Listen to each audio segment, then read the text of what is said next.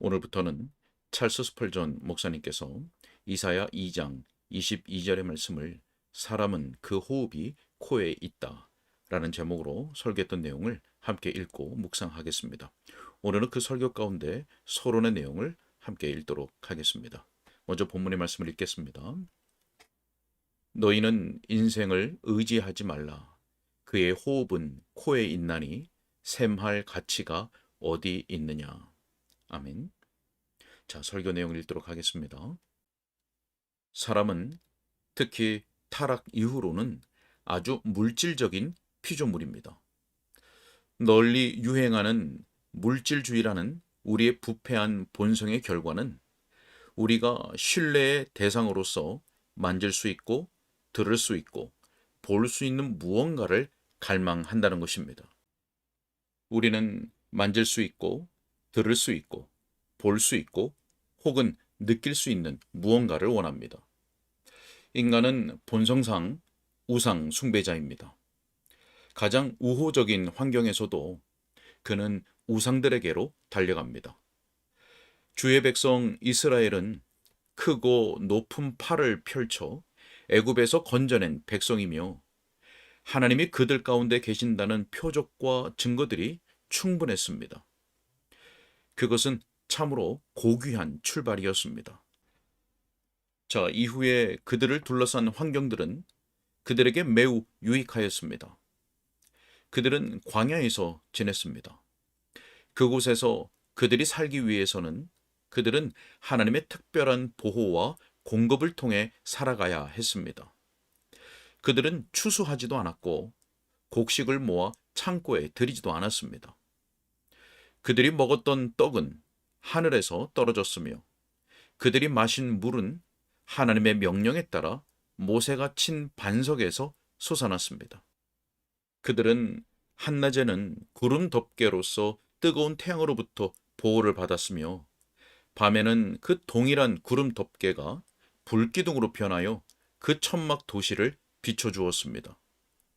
그들은 광야에서 홀로 따로 떨어져서 지냈으며 나머지 세상으로부터 차단된 채 지냈습니다. 그들은 마치 주님에 의해 둘러싸인 듯 했습니다. 그분 자신이 그들을 둘러싼 불의 성벽이었고 그들 가운데 있는 영광이었습니다. 하나님을 믿도록 하는 일에서 이보다 더 우호적인 환경은 있을 수 없었습니다. 그럼에도 불구하고 그들은 볼 수 있는 신을 가져야만 했습니다. 출애굽기 32장 1절에서 우리를 위하여 우리를 인도할 신을 만들라 라고 그들은 크게 떠들어댔고 아론은 그들의 악한 요구에 굴복하여 황소 형상을 만들었습니다. 보십시오. 저 하나님의 백성들이 하나님이 애굽에서 이끌어내신 백성들이 풀을 먹는 소의 형상 앞에서 절하고 있습니다. 모세는 그것을 송아지 형상이라고 비꼬았습니다. 그들은 보이지 않는 하나님의 영광을 보이는 짐승의 우상으로 바꾸고는 이렇게 소리쳤습니다. 이스라엘아, 이는 너희를 애굽 땅에서 인도하여 낸 너희의 신이로다. 자, 그때 그들은 스스로의 지위를 낮추고 그들의 인간성을 황소의 형상을 숭배하며 땅바닥에 엎드리게 했습니다. 인간이란 얼마나 타락한 존재인지요. 자, 여러 세기를 지나면서 이것이 이스라엘의 한결같은 성향이 되었습니다. 지상에서 가장 영적인 민족이었던 그들이 말입니다.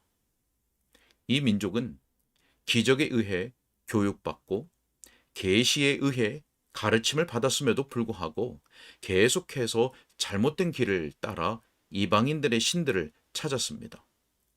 혈통으로는 아브라함의 후손들이었던 그들 중에서 높은 영적인 믿음을 가진 점에서 아브라함을 닮은 자는 거의 없었습니다.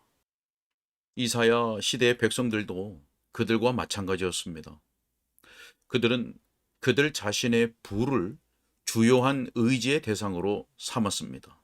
자, 그럼으로써 그들의 세속성과 주의 빛 안에서 걷지 못하는 그들의 무능함을 드러내 보였습니다.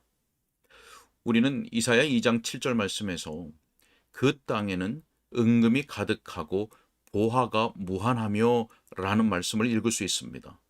자, 그런데 그 다음에 이런 말씀이 더해지고 있습니다. 그 땅에는 우상도 가득하므로.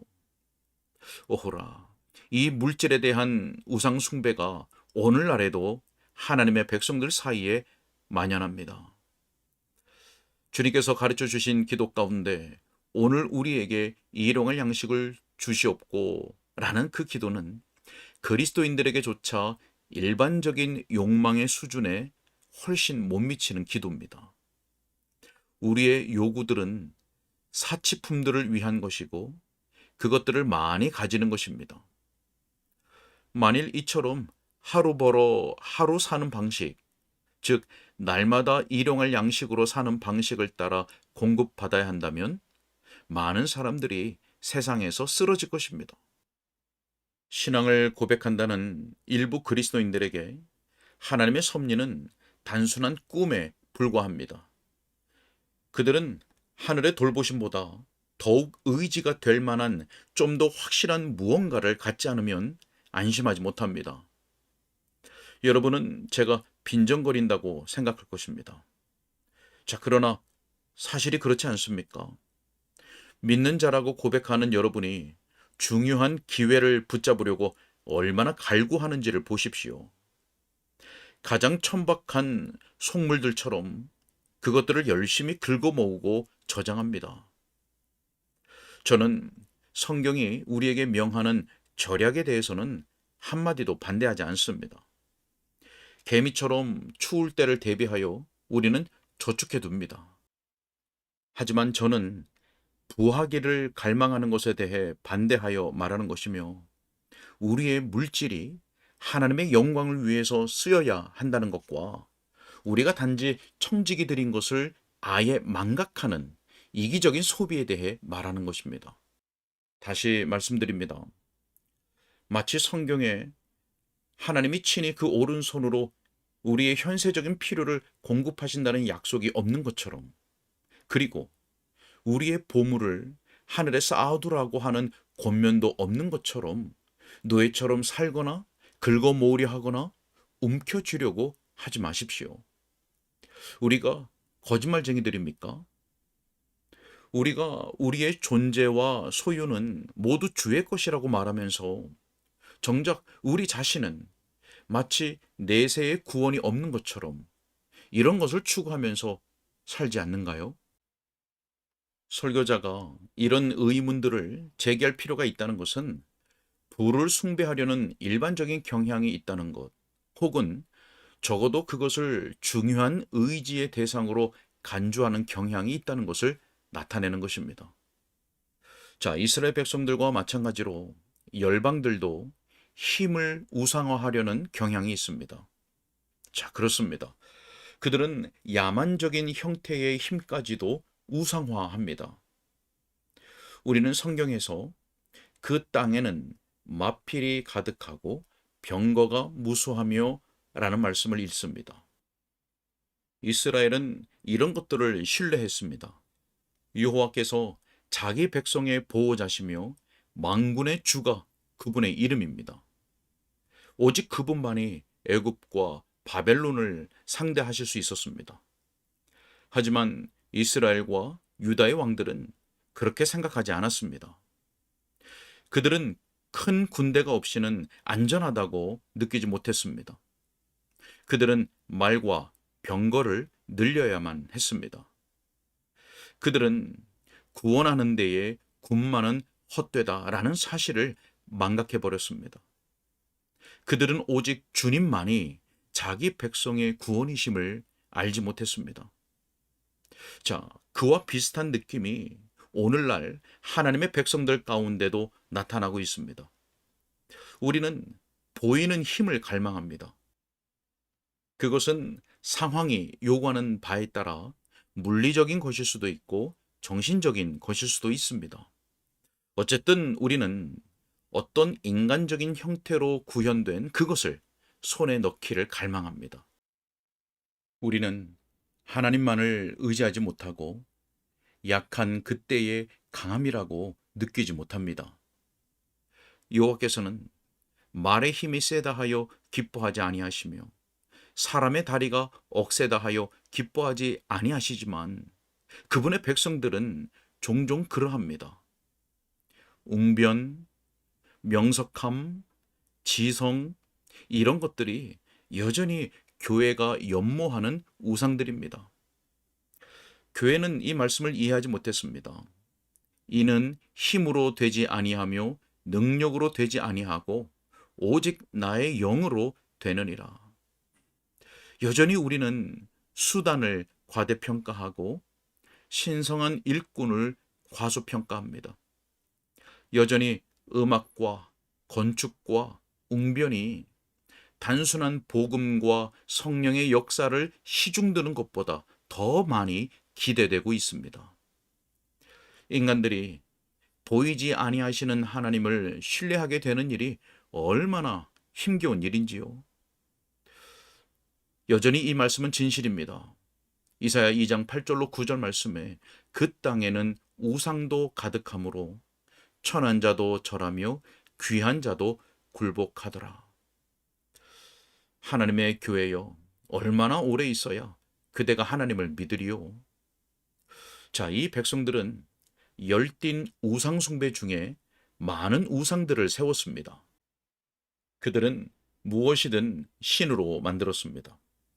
가난해서 은 신상을 만들 수 없는 사람은 썩지 않는 나무로 우상을 만들곤 했습니다.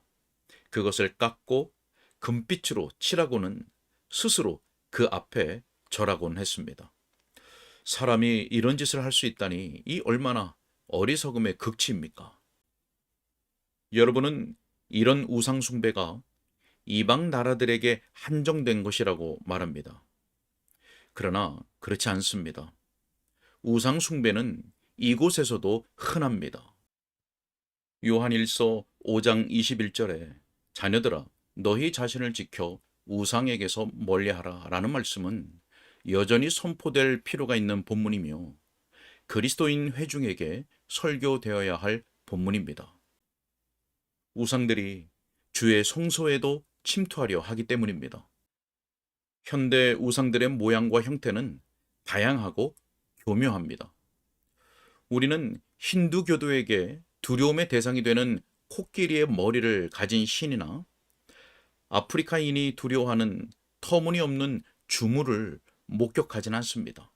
하지만 더 교묘하고 더 은밀하기 때문에 더욱 위험한 우상을 봅니다. 이는 우리들 가운데 여전히 남아있도록 허용되는 우상 숭배의 형태입니다. 주께서 자기 백성들에게 이 말씀을 성취하시길 빕니다. 우상들은 온전히 없어질 것이라. 자, 우리는 쉽사리 우리 스스로를 우상으로 만들지 않습니까?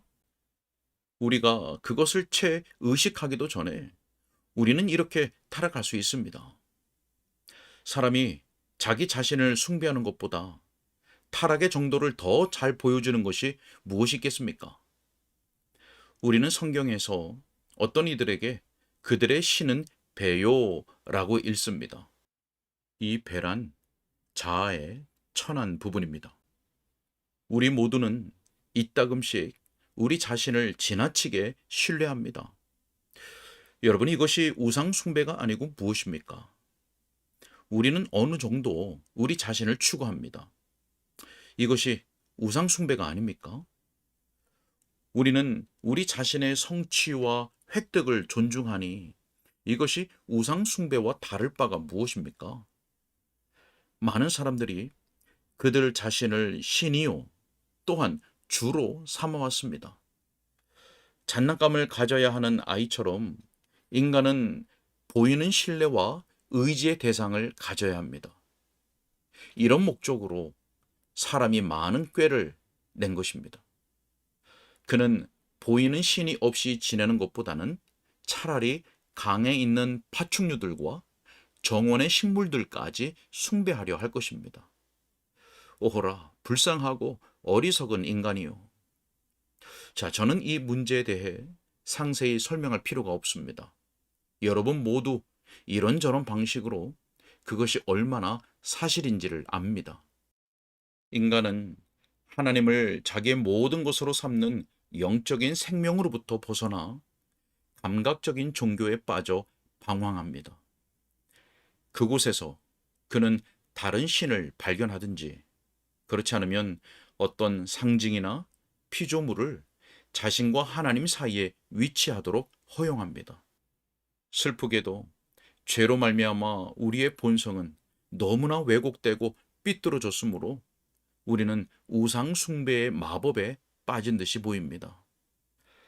자, 제가 이미 말했듯이 인간의 역사에서 사람이 사람을 믿으려 한다는 사실보다 불합리한 것이 없습니다. 나 자신보다 우월한 무언가를 숭배하는 것은 만일 그것이 하나님이 아니라면 충분히 나쁜 것입니다.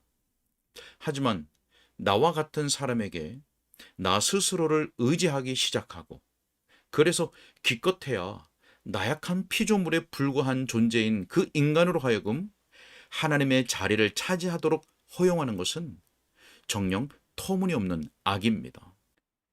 이 저주의 말씀을 들어보십시오. 무릇 사람을 믿으며 육신으로 그의 힘을 삼는 그 사람은 저주를 받을 것이라. 자, 죄는 그 천박함으로 인해 저주를 받는 것입니다. 하나님이 복 주시는 것은 정녕 복되며 그분이 저주하시는 것은 정녕 저주스러운 것입니다. 저는 이 시간에 너무나 천하고 너무나 저주스러운 죄에 대해 말해야 합니다. 주께서 말씀에 복을 주셔서 우리가 그런 죄에서 떠나게 되기를 바랍니다. 자, 여기 본문이 있습니다. 너희는 인생을 의지하지 말라. 그의 호흡은 코에 있나니 새말 가치가 어디 있느냐. 자, 우리는 이 본문을 이렇게 다룰 것입니다. 첫째로, 인간이란 무엇입니까? 대답은 이것입니다. 그 호흡이 코에 있는 자입니다. 자, 둘째로, 인간에 대한 우리의 관계는 어떤 것이어야 합니까? 너희는 인생을 의지하지 말라. 자, 셋째로, 우리는 왜 인간을 의지해서는 안 됩니까? 샘할 가치가 어디 있느냐. 자, 이것이 다음의 질문을 제기합니다. 그가 존중하고 신뢰할 적절한 대상은 무엇입니까? 자, 성령께서 유익한 묵상을 하도록 우리를 도우시기를 바랍니다. 오늘은 여기까지 읽겠습니다.